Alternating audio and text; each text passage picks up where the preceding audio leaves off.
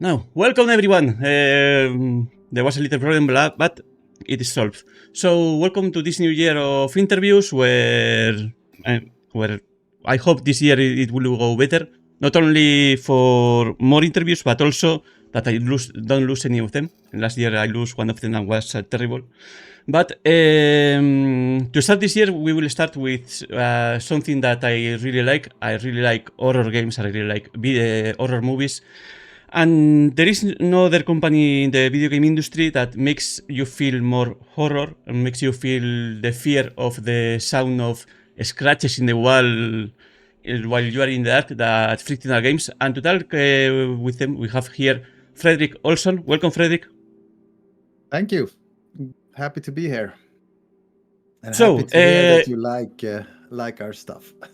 Yeah, it's quite a thing.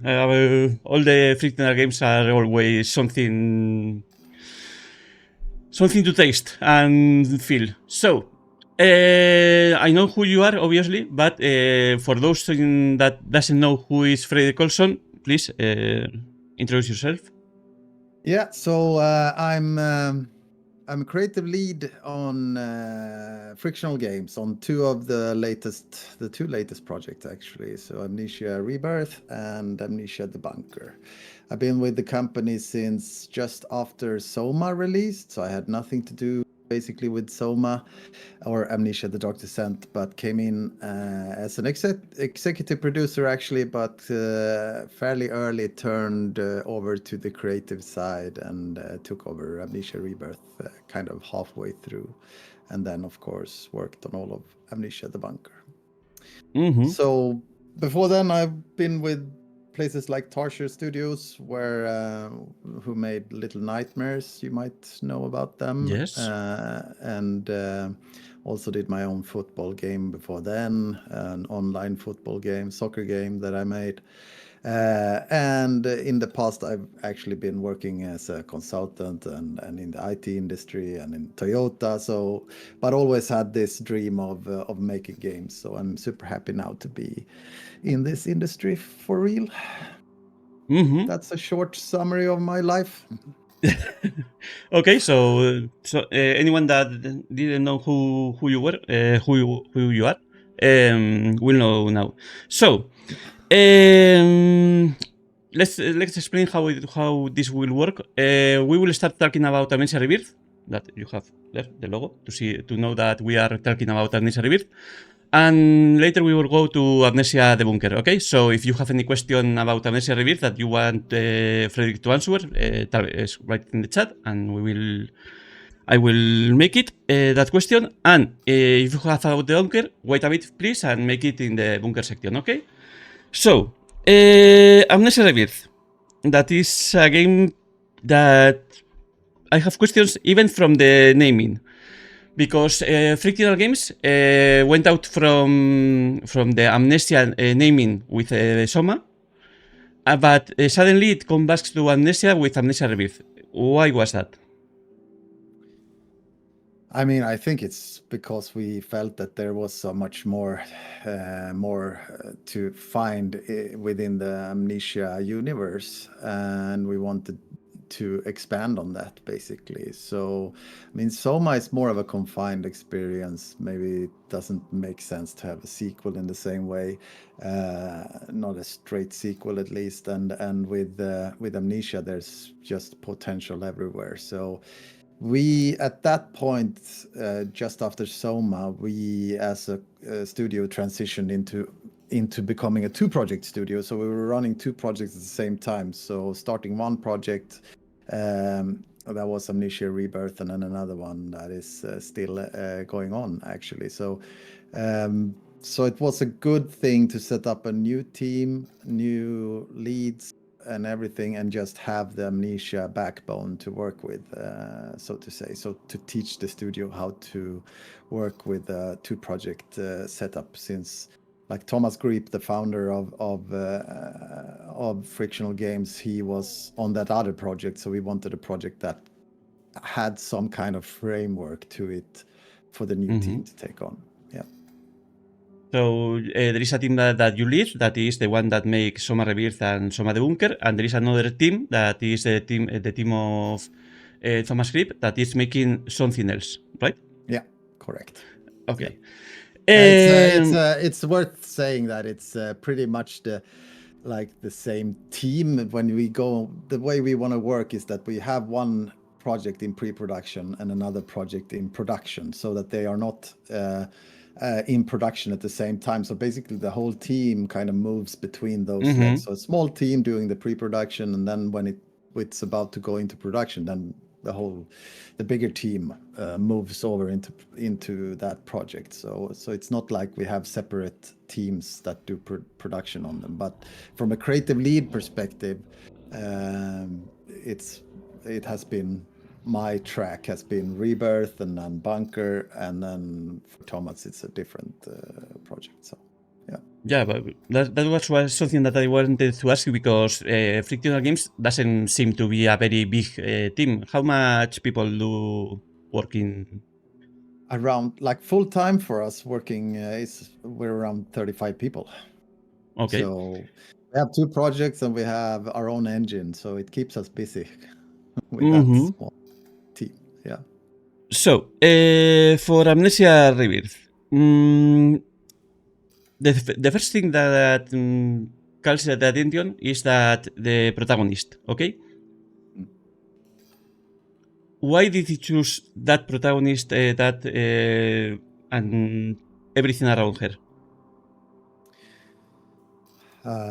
So first of all, a bit of a disclaimer. Since I was the producer at the start of this project, Rebirth, so I came in and took the creative lead role halfway through. So a lot of the things were already set when I came on board. So I don't know. I think the story based around like ideas that just fell together, like ideas about someone stranded in the desert, finding these connection to the Amnesia lore. A linear story grew from that, and then all of a sudden, okay, what if you were a pregnant lady? Spoiler here, maybe slight spoiler. And it started just building from there. So I can't really say much about how the character came together, since that was before I actually went into those type of areas of development, so to say. So Tasi Trianon, which is the main protagonist in that game, she came to be quite early on in the project, and we expanded on her and her journey through the game, of course, all the way through. But she was probably like by Ian, who was the writer on the project. He put most of these things together from a story perspective. And didn't you have any fear or doubt about making everything around her? Because when in a game that needs to makes you feel some kind of connection with the character, don't know how you make it to be able to make that connection with the character. Yeah, of course. I mean, those kind of worries is always, but I think, to be honest, frictional games, we don't sound stupid in a way, but we don't maybe go for what we believe most people would like. We rather go with something we want to explore. And for Amnesia Rebirth, we wanted to explore not so much how you can connect to Tasi, more so how can we make the player connect to an unborn baby, and the baby in itself as a kind of a companion throughout the game. So that was the thing, at least that fueled me when we went through the development on, can we actually make something like that? And not, if you start thinking about, okay, what does the market want, what's our like general player base and these kind of things, then you'd probably start cutting off things that are too worrying or whatever, and you'd start getting something that is much more in the halfway or medium in a sense of what you wanted to explore with the game. It is interesting that you say that because I have to admit, the first time I played Amnesia Rebirth, I didn't continue. I mean, I started playing, but I didn't feel any connection and was like, okay, I will play it later. But then, sometime later, I came back to the game, and once Tassie starts to talk with the baby, it's like he started to interact with you. And there is where I made the connection and where I started liking more the game and understanding more, and then going through all the game and really enjoying it. Yeah. Was that And in it's purpose or? Yeah, we even avoided naming like mentioning that you'd play a pregnant woman throughout the whole marketing campaign, which might have been a bad idea, like looking at it from. But we wanted the player to have this because we saw during playtest we saw testers actually having this moment where the second you learn that you are pregnant, since you have amnesia, Tassie has amnesia, she doesn't remember everything, and then all of a sudden, oh yes, I'm pregnant. And players switch their heads around to thinking, okay, maybe I shouldn't jump down this ledge. We have a moment just after you've learned that where you need to drop down through a ledge, just so all of a sudden it became physical in a whole different way. With their environment and starting to think about the baby. So yes, it's a purpose in that way, but I mean, maybe not purposely laid out so that you wouldn't care about Tassie up until the point, but it's like we've framed and paced the game around the pregnancy quite a lot, yes, and you know what happens later on in the game, where we wanted to see the reaction with people. And to be honest, you see, so I'm that type of a creative lead that kind of follows all of the reviews and all of the streamers and everything after release, and I can actually with Rebirth see a fairly clear connection between fathers and mothers playing the game compared to people maybe younger, maybe don't have had kids or that kind of focus yet, and it's you can see people starting to cry during that, like, and then they usually have children of their own, and that makes it easier for them to relate to that whole experience. So it's an interesting game. It sure is, because I don't think that many games, if any, have put you in the clothes of a pregnant woman and have you go through almost the full pregnancy up until the very end, and in a fairly strange environment as well, as you know. So yeah. Okay. I was thinking about it, but now I am completely black. So I will check my notes to see. Okay, something that. Sorry, I lost because I have to put it like that. Okay, no problems. No? I got a small break, so that's nice. Okay, so something that where you came in, you saw that it wasn't working and you have to drop out, or everything was fine and. It was. I think it was. Even it wasn't a dramatic change in any way. There was a new creative lead on board of on the project, and he actually came to us saying that I'm not managing to get kind of like the core of this game down. So and came to us and said that I'm not sure I can do the overall responsibility for this. And then we said, okay, who should take it on? And Thomas said, well, Fredrik, you've got tons of ideas. Can you take it on? And then so my focus became then to nail the core and what everything should circle around. And this game is much more, as you know, story focused than Bunker, for example. So the main focus, I remember saying something to the team like, we should see this as different buckets that we need to start filling story-wise. And we had a bucket for the pregnancy, a bucket for the torture bucket, we call it, because there's a lot of these kind of, if you look at the game, there's a theme going through it where what's one person's pain compared to tons of other people's pain. And so we started just trying to chisel out those important things. So it wasn't a dramatic change in any way. It was just rather that we couldn't really nail it, I guess. So a lot of the stuff was left. We changed a bit the sequence of stuff that's happening to fill these buckets, but so no drama really, and I didn't come in and take over. It was rather like, okay, let's see if I can help out in any way, and then we moved the project along that way.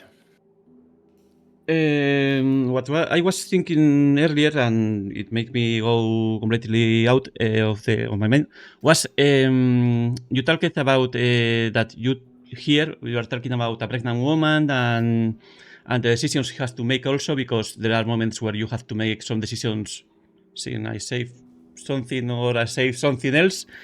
And this is something that somehow it was in Soma, but in previous Amnesia games it wasn't. Previous Amnesia games were all horror, were all you have to get out or something.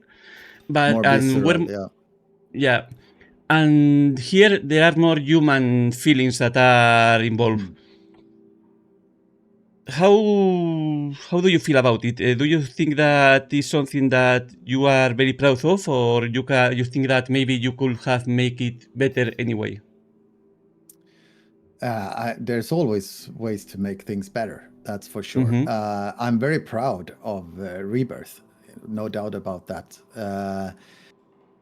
But it is compared to, for me, it's easier to compare it to Bunker, actually. So maybe we're getting ahead of ourselves a bit. But I mean, where the horror and gameplay is the focus, so it becomes more visceral, like much more tactile and physical, and that. Whereas Rebirth, the challenge we posed with that game is much more mental. And I'm really like, I love both of those types of games, and they are two different challenges. Bunker is just that is solely, it's not so much about any character in the game, it's about the player. So it's everything about the player's journey. We even have a silent protagonist in that game, whereas Rebirth builds on a bigger theme, a much more philosophical questions that come into play. So I just love those two types of games. I'm very proud of what we did with Rebirth. I think it's something that we could have done better. I mean, we could have done better with Bunker as well. There's always potential to do things better, but I'm super, super proud of both of those games. So no doubt. And I think Rebirth came as a result of Soma in a way as well, because as you said, Soma had more of that philosophical aspect. So I think we wanted to try something similar to that, but bring a bit more gameplay into it. I think we succeeded in that. But then, maybe we talk about Bunker later on and how that stepped away from the formula a bit. But yeah. No, that was something interesting, because I wanted to know if you from the studio felt how do you felt the players see that change, because in Amnesia Rebirth you started making something more playable, because for example Amnesia the Dark Descent and Amnesia especially obviously it was not from your games, was from the Chinese rooms but Amnesia Matching for Pigs was a very narrative game. Was mostly you went into a train and you were listening the story, and even with that, it was a very horror game, and I really like it because I also like the Chinese Rooms games. Like, so, do you feel that the players like it or not? This change that started with Amnesia Rebirth and then came completely full focus on the bunker? It's been very much received well, the bunker. So I guess, yeah, there's been praise all over the place during the end of this year, and I think our what you call it, old player base, the ones that followed us through the years, they seem to really enjoy it. But we also see new people coming in, people who've never played an Amnesia or Soma game before, coming in and being very like hyped about what we did. And those people are often actually people who like immersive sims or that type of play style. So I think people are starting to maybe also understand that we like to experiment. We don't want to like just do the same formula over and over again. And in a way, it becomes like, what does the team want to do right now? What's the ideas? What do we want to try out? And that is what drives it, because it's also this thing where if you start looking at external parameters, saying, okay, we have the market, we have the old player base, they want this, and that. And then you try to find a spark that meets those demands. It's never going to be, in my opinion, as good of a product or end result or experience as it will if there's a person or multiple persons rather burning for the idea and want to make this almost for themselves. That is what makes good stuff, in my opinion. So not try and meet expectations, but rather put your energy into a creation that you yourself is fully committed to. So there was a little coming out. So before changing to, I think you lost me again. Yeah, I am checking it now. This technology is always no problem. Okay, you've seen my streams, so I always forget to change the change the layout. Yeah, the video. I'm covering. For those that doesn't know, he plays a lot. He's playing now. He's getting into Arcane World. So if you want to see him play, you have in the title of the stream there is a link to his page, so you can see it. So before changing to the bunker, one last thought about Amnesia Rebirth. If you have to say one thing that is the one that you are most proud of Amnesia Rebirth, and that if someone asks you about Amnesia Rebirth, what is the first thing that comes to your mind and say, this one is the thing that I am most proud of?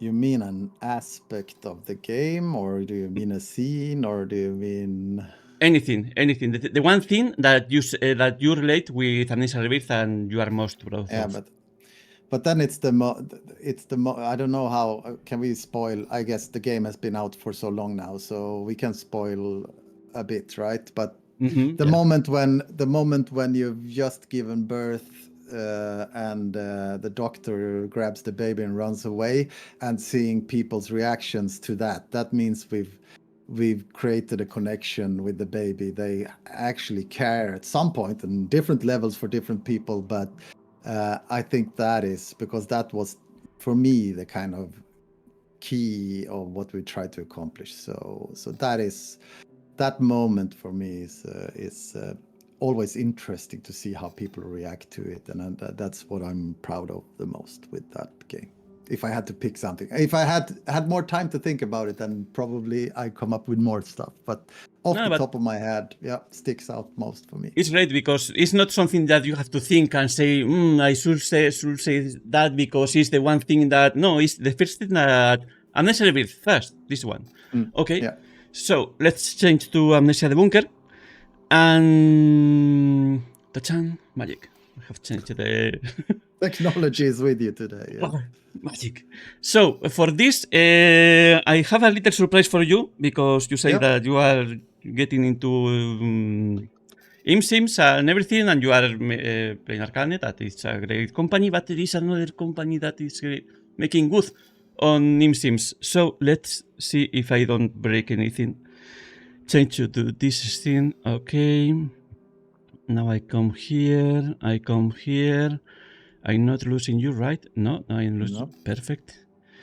Are you watching the stream? Yep. Okay. Hi, Fredrik. It's Dylan. Wait. No. Here. Oh, I recognize this Okay. dude. Hi, Fredrik. Let's put it. Let's see if you can hear it. No, I can't hear it actually. Hi, Fredrik. It's Dylan from the Gloomwood But maybe I team. need to turn on the Amnesia: audio on the Bunker stream. introduces a couple core survival horror mechanics like weapons. Are you listening now or no? Yeah. Now, okay. Hi, Fredrik. It's Dylan from the Gloomwood team. Amnesia: The Bunker introduces a couple core survival horror mechanics like weapons, resource management, and shortcuts.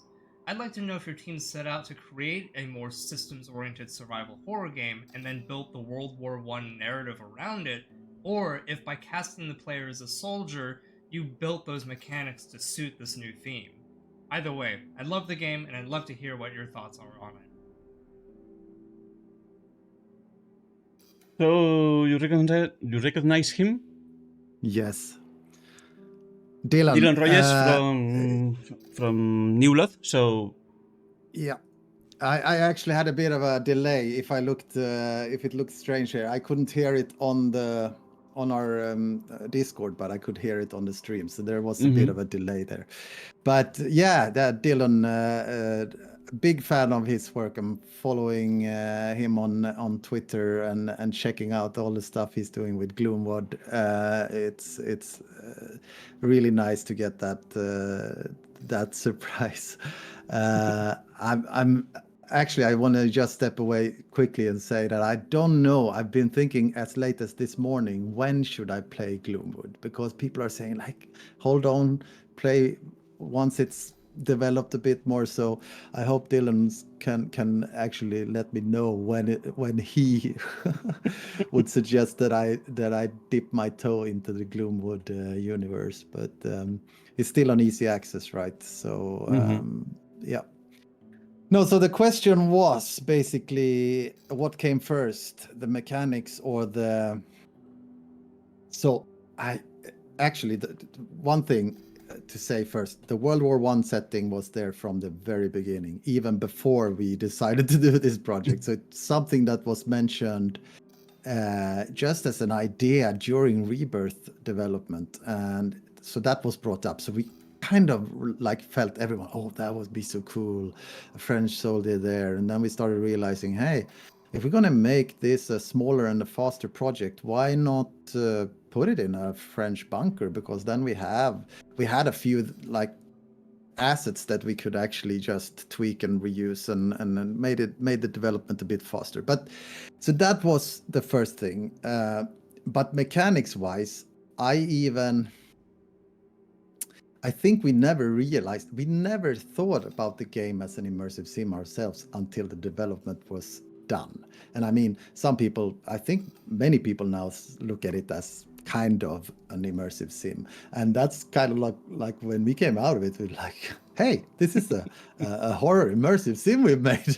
So, but rather the core genuine approach, at least in my mind, when we set out for this, I remember the gun, like you having to check the gun, load the gun manually, having the flashlight and being able to pull the flashlight, even having the animation. I guess you've seen, but if you have the gun in your hand, it has a different animation where it still holds the gun. Those things were like very first, even before the first prototype, we had those animations done. The tactility of the thing, I wanted that to be there. We wanted it to be a very like open game, because for me at least, I have a big fondness of the games that I played as a kid, where you felt rewarded in a way that some games don't really make you feel today, because they make you feel like you're on a linear path where everything is spoon-fed to you, or a lot of it is, and it becomes almost only focused around combat or stuff like that. I'm not gonna like mention any games really, because I want something where I as a player feel like I was clever, I did this, and that was the genuine approach to the game. And then it ended up becoming an immersive sim, and the mechanics we started building on top of it. We started like early on, you fire the gun at padlock to open a door, you throw a grenade to everything. We said everything that's made of wood should be breakable by grenades, breakable by the monster, all of that. And then we just piled the mechanics onto each other, and then fuel came into the picture for the generator. The generator was also there very early, because generator, like Amnesia, is fundamentally, in my mind at least, about darkness and light. So I mean, all of the games in a way has had like, don't stay in the darkness, you go insane. So but I didn't want that kind of what you call sanity system on top of it, like we had in Rebirth or in The Dark Descent, but rather something that actually changes the challenge and changes your conditions, and in a way that you will have to behave differently and take different actions. So the generator was also very early on, because of the electricity, the time era of World War One is very suitable for a kind of clunky generator that runs on fuel. And then, I mean, for example, pouring out fuel on the floor didn't come really late, but it was not part of the first design. So all of a sudden, someone in the team said, "But if we're gonna be pouring fuel into the generator, we must be able to pour fuel on the ground as well. And then then we can shoot it, and we can have explosive barrels, and we can put flares that ignite them, and just a very organic growth to the whole project." So long answer to a short question from Dylan, but but I guess so to say, I think if the short answer would be that the World War One setting came first, since it came even before we decided to go with the project. So I'd say that's the case. But I think without the other ideas, and we wouldn't have even started. We wouldn't have combined these two, like the setting and tactile, rewarding open world approach, and never made the project. So I think both of them were valid from the beginning in a way. So Super nice surprise, by the way. I love it. Yeah, it's something that I like to make to see, because there are always questions that I have, so the questions that maybe the chat have, but I also like that developers between them, they make questions, because there are questions that as a player you don't make your mind to those questions, and in the other hand, the developers are always in other state of mind, so to say, and they have always interesting questions. Amnesia the Bunker. So it seems that there was no any fight or any discussion in the team to go through more narrative games to more playable games, or there was some kind of problems or discussion. No, it was a very smooth project, to be honest, from a design perspective. I think people in the team have been, like, for a long time hoping to make a more mechanical game and more focused on gameplay. So I think most of the team was really happy to get into that. And then we started seeing ourselves how fun it was. I mean, and then when we added these replayability aspects of it with randomization, then the whole team is like, now it's so much fun to play the game. And do we really need to work? Can't we just play? No, but but it's so all of that, and with the difficulty when we added hard mode, everyone was so hyped in the team. And I mean, you don't really. It's such a different approach to the more narrative focused games, because even to the point where it's almost like, I know Thomas has said this with Soma, that people were saying up until the very end of the game, we don't really understand what this game is, but for the team it's working on the different levels. They are working on isolated parts of the game, but then Thomas sits there like with everything in his head, understanding how it will unfold. And then once they play it from start to finish, they, oh, now I understand what we were making for 4 years. Or so, whereas the Bunker is very different in that respect, because even with the first prototype, we had questions, we had people questioning, like the generator, for example, and then you got to keep like sticking to your guns and having that kind of. So the generator was questioned very early on. Is it not going to be frustrating running back and forth?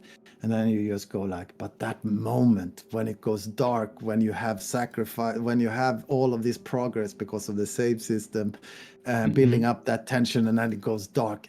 That's the horror moment we're looking for in Bunker. And I think that's then you need to stick to your guns and then keep on going. And then when we had a bigger environment and people could actually play it and have some progress at stake, because the first prototype was a small one, so people were just like, the generator doesn't really add anything apart from a bit of frustration. So when you get it to play it in a bigger setting, you need to kind of envision that. I could even close my eyes early on and just think about those moments. So think about a monster, you're hearing the stalker coming closer, you're having the gun, and you're thinking, did I load that last bullet? Those kind of moments. Those are the moments that kind of always fueled the vision for this game. And it's so much easier than like a long story like Soma, and you end up at the very end and going like, oh, okay, that's a very different like experience. That it's also a vision at the end that you need to stick to your guns on, and maybe an even harder one, I would say. And what Thomas did with Soma is just amazing, and how people appreciate that experience. So I think it's there's two different beats here, like in how you make games and what you want to accomplish with them. I'm also like with the Bunker, it becomes these kind of small moments, or I'm so happy to see. So I'm sneaking into streams way too often, like checking who's playing Bunker now, and then going in there, and sometime I even chat with them and reveal who I am, and that's super fun because they change the tone in their voice and stuff like that. That's super fun. But those are the moments that I love, is that they get their own war stories from those games. And I think if you compare it to Rebirth, for example, then if you and I played Rebirth, we could discuss the same scene and understand that scene and dive into that and analyze that. And that is super cool and fun. But in the Bunker, it's rather that I tell a story to you when shit happened in the arsenal, when he broke down something, and you're like, yeah, but in the soldiers' quarters, I tripped a trap over there, and this stuff happened. So, I mean, it's two different types of games. Both have their same, like, they should both exist, and they are two different ways of making games. And maybe at some point you can getting closer to actually making both of those aspects. Bunker has less of a narrative and philosophical aspect to it, definitely, than Rebirth and Soma, but it's also kind of an experimental game for us as a studio, so we wanted it to be a bit smaller and not so ambitious in those aspects. But who knows, in the future, maybe we can accomplish something that has both the war stories and that big kind of thematical mind-blowingness to it. I don't know how to call it, but yeah. I will ask it now. I know that you will not spoil anything or something, but I have to ask because you are telling that, let's say that your part of the team is the one that makes more mechanical, more immersive sim playstyle, and the one of Thomas is making is more like Soma game type of games, more narrative games. That other project that Thomas is making is going to be more like Soma or more like. I am not gonna answer, but I I have to can try say it. that Thomas is very much into gameplay as well. So it's, but I can't spoil anything, and I can't say anything. Okay. When the I have time to is try. right, when the time is right, it's gonna be revealed to everyone. But it's not happening today. Yeah, okay. You talk about the thing with the oils and that you have to make the light be always on, but there is another enemy in the game that are the rats. I have a colleague we in the Euskal Encounter. Euskal Encounter is the bigger LAN party in the south of Europe, and there the main person of the organizers that is the one responsible of the games. I told him that I was going to make an interview to you and ask him and tell him to make it a question for you. And he told me something very bad words about the rats on the game. So I will change a bit the question and I will ask you. So, how did the rats arrive to the game? How did you design them and how did it work? Yeah, that is actually super fun because I think that's or interesting, not fun, I guess. But first of all, I said like going through the game. So as you know, that especially interesting with this game is that we had basically no pre-production. We just went into making a prototype and then just started adding stuff onto that, which is very rare for us to go about it that way. But so once we had the stalker, the generator, the mechanics started coming in, then we also said, I said, we needed more enemies for sure, more obstacles for the player. And then Thomas, I used him often as a sounding board, and he said, yeah, but okay, bunker and rats. And I like, but rats that just walk around the environment and jump at you, that's not fun. So I shelved that idea at first, and then we continued working on it, and then Rasmus, I think the art lead, said something about, okay, maybe there can be codes somewhere that on the soldiers have hidden their codes somehow. Okay, so he started, and that idea sounded interesting, but was also kind of put on the back burner. And then all of a sudden I was watching a playthrough of Resident Evil 2 remake, and they have this one room with the lockers in the police station, and then I saw those lockers, and I like, all of a sudden, I don't know how the process went in the head, but all of a sudden, like, okay, so we have lockers, we have a room with lockers. That became the mission storage for us. Then we have codes. We have that written on people's dog tags. So all of the corpses are interesting. And then rats on them that don't want you to get near them. And all of a sudden, that became an interesting, not only an obstacle and a pain in the ass, but maybe your friend thinks they are a pain in the ass, but they also become something you want to interact with and you want to manage in a way, so that you can get the code, you can get the goodies in the lockers or whatever you're looking for. And that just, when that idea came into place, it just fell into place, everything. And then when we started adding the randomness of the codes, so I mean, the game wouldn't be so fun to replay if the codes were exactly the same, and also finding dog tags in different places, like codes in different places. And then so yeah, and then we had many iterations on the rats. Sometimes they were too aggressive, you couldn't even get close to them and they jumped you. And then the play testers were like screaming bad words at the rats, and you realized, okay, we need to do something about this, and then they didn't die from fire, and some rats just blew up all over the screen like some buggy. So we had a lot of development going into the rats, but I'm super happy with how it's. I think when things come together in that sense that they are not just there to be a nuisance or something to be what you say, lethal or harmful to you, but they are actually something you feel like you want to manage, then it becomes so much more fun. And also, since it worked so well with the mission storage being in the hub and fueling that kind of backtracking, and we could start looking at adding the torch as a craftable item that you can wave at them and keep them away, and yeah, and the health system that they hiss at you, and if you bleed, they follow you and start luring the stalker to your location. It's all of that just makes for a more dynamic experience and creates these kind of what do you call it, war stories that we wanted, because they become unique to you. You need to interact with them in a way. Yeah.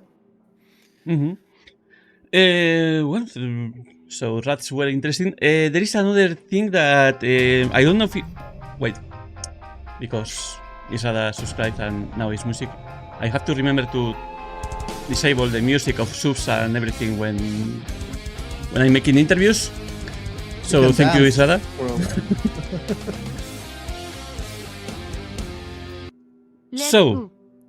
Let's go. Okay, so there is something that I found interesting, especially because I played to play Amnesia Bunker. I played again all the Amnesia games, and I have the Amnesia Rebirth very fresh. So when I see there is a moment in the Amnesia Bunker, little spoiler, but it's not very important spoiler, where you have a toy, okay? And for a moment, even if the toy is different, I thought that maybe it was related to the toy that you see in Amnesia Rebirth in the menu. There is also a toy. There is a different toy. It's a monkey, but in here the toy is a rat. But is something somehow related? No, not at all. Not at all. Okay. So we wanted, as you know, I'm not going to spoil that since Bunker is still so fresh. But I mean, we wanted something that had a nice look to it, and that could have a strong emotional connection to one of the characters in the game. So that's why a toy just felt natural that you'd pick it up, and I mean that someone would have kept that for their kid and stuff like that. So it's no connection between Maka, which is the monkey in Rebirth, and the rabbit in Bunker. It is like a little spark of joy in the dark, finding that little thing. Okay. Yeah, it looks weird in your inventory together with all of the grenades and gas grenades. But it has, but also it makes you think about it, because if everything was about war and everything, maybe you lose a bit the sense of that you are dealing with something that is not just monster, but also because like in other Amnesia games, Amnesia Bunker also has those stories of what people do in certain moments. How do you introduce them to a so playable game like the Bunker? Yeah, you mean the notes and all of that. Yeah, it was a thing where we just said, like, so I think it comes down again to finding a core for the game, and the core was to make it fun and challenging to play. Again, back to this, where a game should be rewarding, and it's rewarding if there's a constant challenge. So I kind of said to the team, we should try and make the game challenging from the first second to the very last, and that creates immersion. So all of these choices, like should I put fuel into the generator, reading notes to try and find out what to do next, standing there planning your route in the admin office, those kind of macro level strategical decisions, and then all of the small decisions you have when you go outside, take a left turn, should I even throw a grenade here, will that lure the monster, is there a trap around the corner, I need to check, there's so many decisions, should I even pull the flashlight, will the monster hear that? So tons of micro decisions, so it creates immersion. And that is the focus. I think the challenge creates immersion, and that was the focus of the game. So early on, but we want to tell a story for those. So in my mind, it was people can play the game without reading like any of the notes that don't have a pin on them, like the ones that are hinted on as objective notes. So that should be enough. I mean, if that's the type of player that want to play the game, they should do that. But then for people that want to take in the story and want to take in the ambience, want to take in what this, then we just put the notes there. And instead what we did was this, where you don't have to, we don't put the note up in the face of the player when they pick it up. Instead, it goes into your inventory, and in your inventory, I don't know if everyone noticed this, but there is a way to sort the notes according to time or according to author. So you can actually see the list in chronological order when they were written. So you can follow like a timeline of what happened before the shit hit the fan in the bunker and stuff like that. So just give the player the tools and allow them to read and take it in. And then also, I think your previous question about the rabbit toy is something that we said we want to have a reward for those that actually took in the story, understood what's going on here, and give them a gameplay reward in that sense, because you know that the rabbit can be useful to you. So so it's kind of like, instead, maybe some people go through it one time without reading notes. Second time they go in, okay, maybe I should check this, and okay, there's other ways of doing certain things, and also taking then in the whole ambience. So it was rather like, what's the core and what do we do with the story and the notes and everything? Just give it to the player, give them some tools to sort and take it in, pinpoint the ones that are important for gameplay. So it was really a gameplay first type of game, this one, as you can hear. There's no cinematic scenes. You can even, the second time you play the game, you can skip the intro. So we like players to have this kind of a focus on gameplay, reward, and challenge. Any element that you have to, that at the beginning it looks so cool that you thought this is going to be so great, but finally you have to take out from the game? Yes, there is one thing that bugs me, that I wanted to have. You hear it here first, then, but I wanted to actually have a bigger rat in one place, and it was in the water-filled storage leading down to the tunnels. You know, I wanted something to be,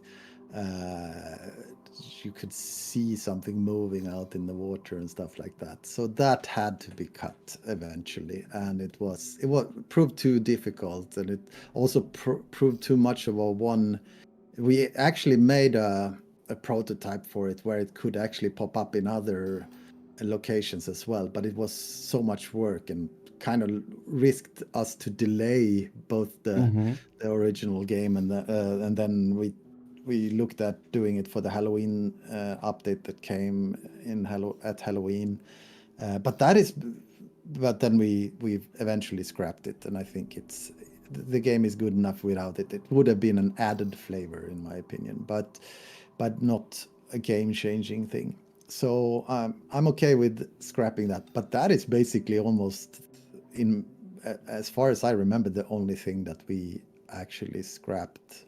The game was, we said it's quite a lot, that so many of the original ideas actually came into the game. Almost every single idea. I don't remember things being cut at all. So we tried things out and they just worked. So very organically grew into what it became. Okay, time is going out. I told you that it was going to be a very short interview, but we are here talking and time goes. It's okay with me. It's okay with me if you take the time you want. So Okay, one question that I always have with all those horror games and horror movies is that how can the directors, or in this case the developers, can make someone feel fear of something that you really know that is not there, that is something that is not true. How yeah, is the fear? How do you make someone feel fear? I mean, you mean how do we evaluate if it's scary enough while we're working with it? I guess. So of course, there's a working with it, you become desensitized to it. I remember being that halfway through the game, we made a big change halfway through the game as to how the stalker worked, because initially we had this idea where actually the lighting, not only the generator, but also if the generator is on or off, is kind of the main driver now as to how the stalker behaves. But then we had, if a light is on in this area, then the monster should not come out there that often. But if it's dark in that area, so even if you haven't turned on the light switch or whatever, then the monster will more often go out into that area. But what we found was that it was very confusing. So we were saying to players that, okay, keep the generator on, because then the monster won't be as active. But they could hear, they didn't know where the stalker was, but they could hear him walk around. So he could be walking around in the dark room, but for a player, you heard him around the corner, and that meant that you're like, okay, the generator isn't working, because like he's still out walking all the time. So we made this big switch to put him into the holes more often, and having the holes almost have a life of their own. You know, they're coming dust out of the hole. You can see a hand coming, the claw coming out of the hole sometimes, and you hear the grunting and the things from the hole, and it actually reacts to your sounds, even like pulling the flashlight. If you're standing too close to the hole, you hear that kind of noise, and that switch for me, then I had been desensitized to the stalker. But when I played it after that, I went to Thomas and said, oh, we just made a change to the game that may actually make the game too scary. And Thomas like, sounds good. It's good. Yeah. I was like more almost worried that this is too hard on the players. So I started feeling scared about it again. So, but I also, I don't know. I don't think everyone is the same as me, but I have an ability to role play my head in a way. So I go back in it. I'm not at all that scared as I would have been if I played the game the first time, for sure. But still to immerse myself into a game, and I've been doing that since I played it more than 100 times. I had a stream where we streamed, we didn't stream it, we maybe I recorded a stream of me playing the Bunker, and I had 2 moments there where I really just jumped and I had to run away, and that's after like 100 times of playing the game. So, but in a sense, it's not the same fear that a first time player would play. And in a way, we also got a bit surprised on how we got desensitized to the monster design, for example. So, but people have been, most people at least, some people have been saying, of course, that maybe they don't like the design, but in my opinion, most people really like the design of the monster. And I think we got surprised on how many people actually praised the design of the monster. So, but I think that was because we had seen it so much in every single situation and looked at it in detail and all of that. That is impossible to keep and maintain that. But you need to kind of go with it and say, okay, for us this feels this should be scary. So let's let's go with that.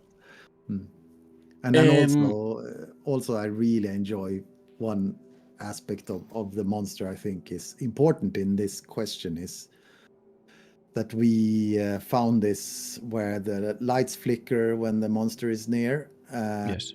That is really helpful for making it difficult to get a clear picture of the monster and how it looks. And also that we from day one decided to make death scenes that didn't show the monster in too much detail, so you never really get to get a good look at him for Yeah, because can take ages. Yeah, for example, in Alien, the alien is much better when you don't know how is the alien. When you only listen him, you only the first movie of Alien is the best part of a movie is when you don't see the full alien.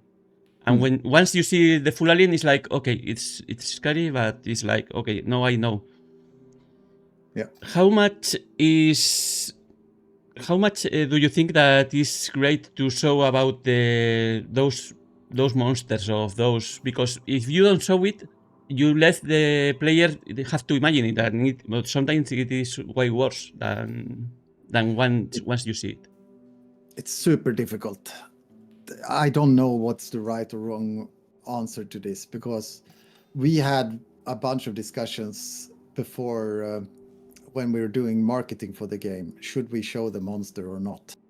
And I was of the opinion that we should not show the monster because the monster is the core of the game, and if we desensitize the player to the core of the game before they even try it out, then I don't think it's a good idea. And I think that was the right approach. But you can also go as a PR person or a marketing person, but you have this cool monster and you don't show it on the images, that will sell less copies or whatever. So there's two sides of this, really.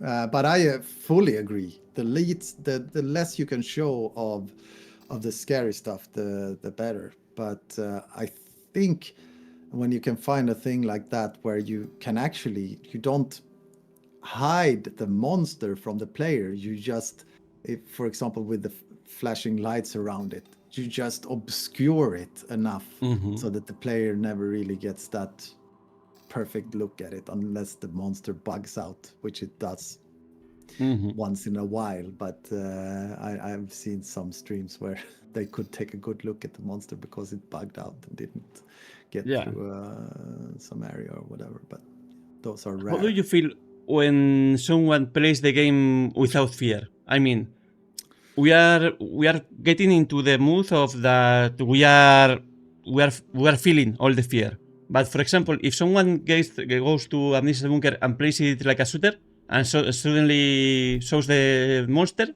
and instead of trying to hide or something, goes directly against him and shoot him and checks him. Oh, it is like that. It's like, how do you feel when you see someone play in a broad way? With this game, I would feel worse if it wasn't an engaging game with regards to gameplay. Because I kind of feel if I see someone doing that and they are still strategizing, they are still thinking about their inventory and what to use when and how to use it, and it still triggers these moments where they need to evade the monster and stuff like that. If that happens, then the gameplay is still there, and I can't say that I feel. I mean, it's just what it is. Some people are not scared about these things. Some people, we see people saying, I saw some review on Steam where someone said he had 12 hours played, and it said, no, 13 hours played on the Steam. And the review said it's a 3-hour long game. It took me 10 hours to get out of the admin office. so it was too scared. So I mean that there are just a spectrum of human beings out there, and people tackle fear and what they are afraid of and how they see a game, or how much they can immerse themselves and how much they want to immerse themselves. So yeah, I just feel that's going to be the case every time. So that's why it's reassuring if you have a game that is fun to play and engage in the gameplay, then at least that person hopefully could have gotten a big chunk out of of enjoyment out of that game, so to say. Mm-hmm. And just one of the last questions. When first I play Amnesia Descent, I was so scared because the game is scary as hell and has a lot of elements and a lot of noises. But then Frictional put out a video where they show how they record the sounds of the game. And was like, it broke completely my immersion the next time I play Ascent, because when you listen a scratch of the wall, suddenly you remember that it was made recorded by using a fork or Washboard something. Yeah. And I was like, no, No, I you can't take shouldn't. it seriously. No, you shouldn't dip too far into the development process. That can destroy the experience. Yeah, Mhm. I see what you mean. Yeah. But there is something like that in Amnesia Bunker. Is there something that you record in a way that you say if they see this, they will never get scared of the bunker? I honestly don't know much about what Mike, who did the audio, what he did with all of the. He's such a talented guy. He just put a lot of things in, and I don't know how they came to be. But I wouldn't be surprised if there are some weird stuff in there. But I have no clue actually. So you'll have to ask him. Mm-hmm. Yeah, because with Amnesia Bunker was completely a bomb, because was Yeah. like the first time you play is like that sound, that other sound, and suddenly you see the video and it's like, really? Yeah. But it is okay. So, something that you see that it is okay, but you will have loved to make it better on the bunker. I would have liked to have another year or two on the project and make it bigger. But no, I'm so happy about this project. I'm happy about how it was received. I'm happy about people talking about it as almost like a combination of different genres. I'm happy. I saw a Reddit thread where someone started saying, okay, what's your favorite area in the bunker? And someone said the arsenal, because of how it's basically a maze that can break down because there's so many wooden details in it. You can break it down, or the stalker can break it down for you. Then you have the prison, which is much more confined. Someone went into the thread and said, I like the prison. The German soldier screaming all the time. Yes. Or the soldiers' quarters. Someone mentioned that because it's so big. All of the beds, you can hide under them. And someone said the maintenance because it's so horrifying with all of the rats. And that's, I think, is super fun as well, to have made such a fairly small, confined environment for a game, and they still have their different, like, people can have their favorite in that because of the things that we actually wanted to do with them. Like, this should be an open area. Arsenal should be an open area, but it's a breakable area, but it's a maze. And the maintenance should be around the rats, and the prison should be about the prisoner. And it worked out. And I think so many things just worked out so nicely with this game. So it's very difficult to say. I would like to do more of it. That's the only thing. And I think that's the general consensus of a lot of the reviews, that people are saying this was great or fantastic or whatever. But I would like to have more, and that's kind of my feeling as well. Then I guess.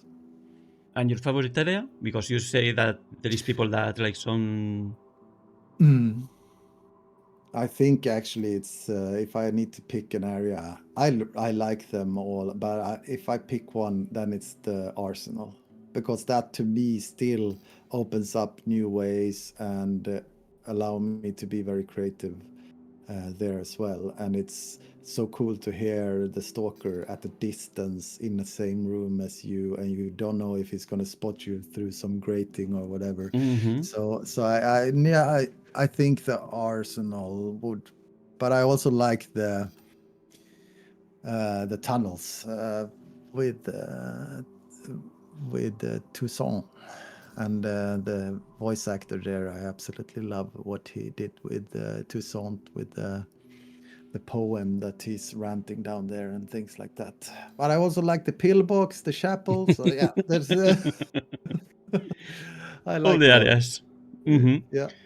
Okay, then I don't know if in the chat someone has some more questions. In the meantime, if someone wants to make it, let's make it. First of all, thank you very much, Fredrik, for being here. Thank you for having me. This was super fun. Next week, we will have another interview, this time with Simon Bicklund of GTFO, to close all the story, because we started making interviews 4 years ago with him about the GTFO, and it is another horror game. Have you played? No, I haven't. I've and as I mentioned, I think you've been into my streams, as we said earlier, and I've had a hard time finding time to play games in general for many years now. So I'm super happy with this hobby streams of mine that I actually that's opened up this as a hobby again, to play games and to do it with people like you and people that follows me. So that's been super fun. So no, I haven't played GTFO, but I would love to. It doesn't mean get the fuck out, okay? O sea, it's something that Simon likes to leave always so clear. It doesn't mean get the fuck out. It's GTFO, but for other reasons, okay? Yeah. So I will. It will be the next interview. That will be next Monday at 10 a.m. So 1 hour later, earlier than today. There is no questions in chat, so I think that we will wrap this here. Thank you very much. Any last thing that you would like to say to the Amnesia fans and Amnesia Bunker fans? Thanks for existing, I guess, and thanks for. I mean, it is truly invaluable. I mean, this is why we're doing this. Honestly, this is so much more worth than any revenue you get from the game. The revenue should be there to allow you to make a new game after this, so that you. But for me specifically, it's about just seeing how people interact and enjoy the games. It's such a fun thing. So thanks for being there for us, and yeah, I guess that's it. Okay, so thank you, Fredrik. Thank you, everyone that was from on the chat. That's it. See you next week. Bye. Bye.